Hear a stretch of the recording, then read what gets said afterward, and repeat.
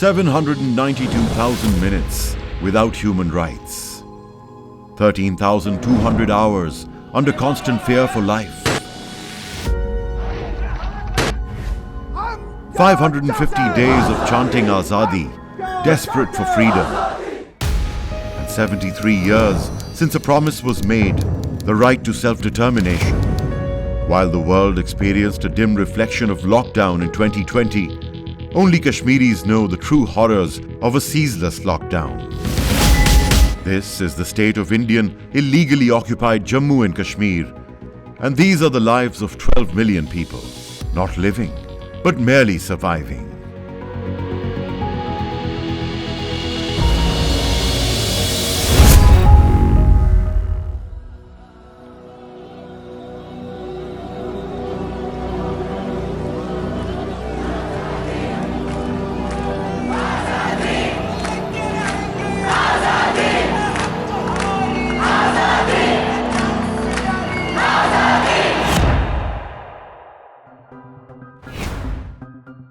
On August 5th, 2019, the Indian government sent shockwaves across the globe. Significant move to take direct control of the state of Kashmir. Indian illegally occupied Jammu and Kashmir was stripped of a special status.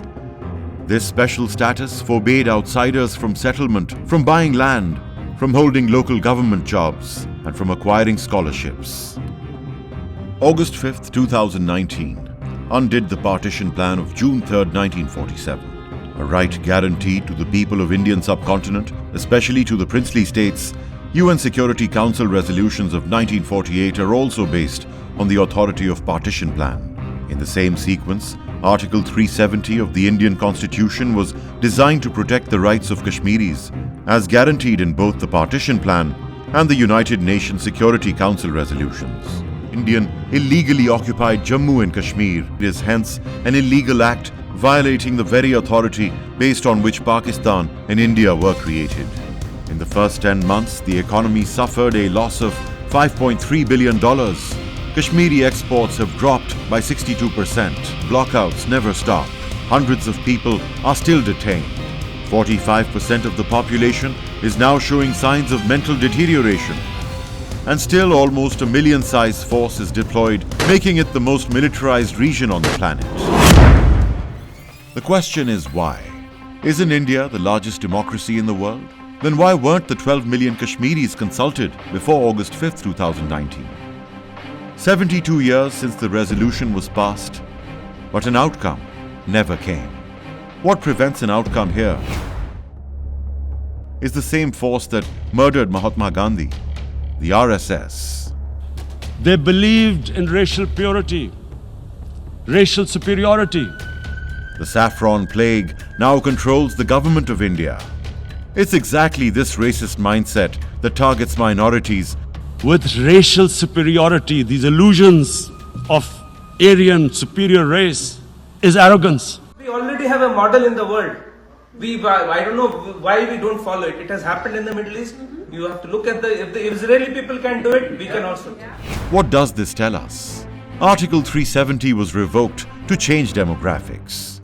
In the first week of its passing, the domicile law granted 33,000 certificates to outsiders, and in 1 year, 430,000.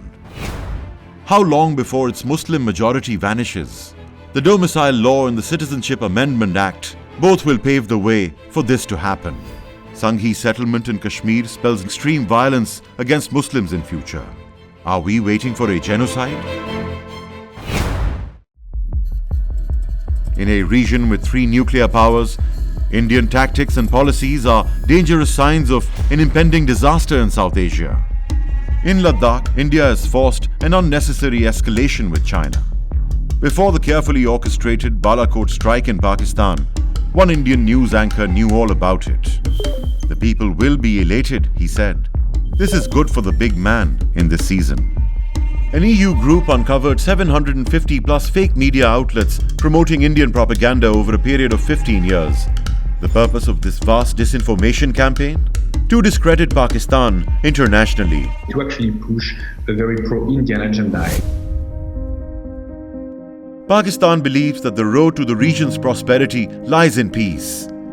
The opening of the Kartarpur corridor signaled one of Pakistan's most recent attempts at harmony with its neighbor. And what has been the Indian response?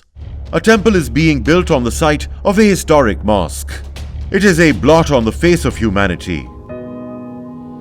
With nameless unmarked graves, countless rape victims, innumerable orphaned children, divided families and broken communities, since 1989, more than 100,000 men, women and children have lost their lives in Indian, illegally occupied Jammu and Kashmir. Until it decides to respect the UN resolution of 1948, this human tragedy will continue to haunt us all. पंजाए जुल्म व जहालत ने बुरा हाल किया, बन के मिकराज हमें बेपरो बेबाल किया। तोड़ इस दस्ते सितम के इश्क को यारब जिसने रूहे आजादी कश्मीर को पामाल किया।